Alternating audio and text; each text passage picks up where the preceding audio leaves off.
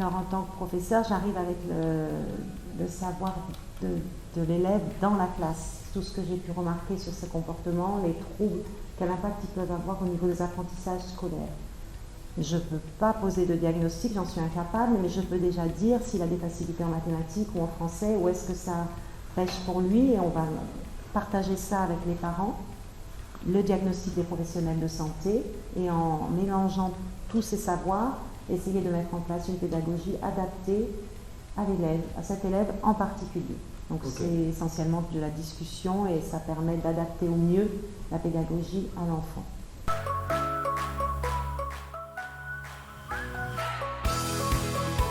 Alors mon rôle d'AESH consiste à accompagner un élève en situation de handicap afin de favoriser la mise en œuvre de l'école inclusive sans se substituer à l'enseignant.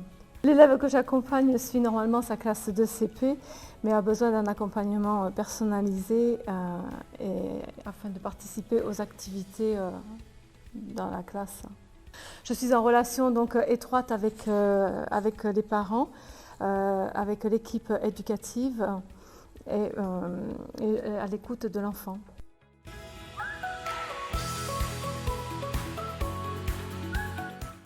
Donc l'élève est dans la classe avec l'AESH qui a une place à côté de lui pour pouvoir intervenir et l'aider quand il a des besoins particuliers.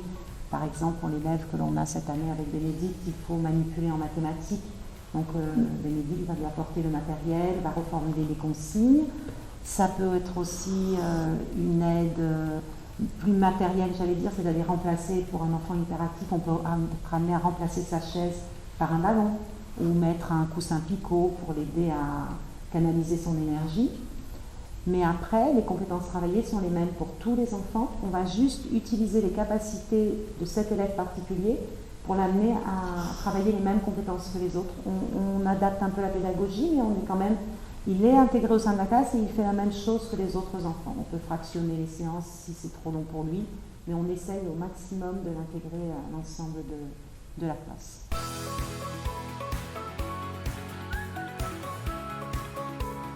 Je sais qu'il est parfois difficile pour une famille de rentrer dans cette démarche-là parce que il y a une crainte de voir son enfant stigmatisé au sein de la classe, stigmatisé aussi par les enseignants.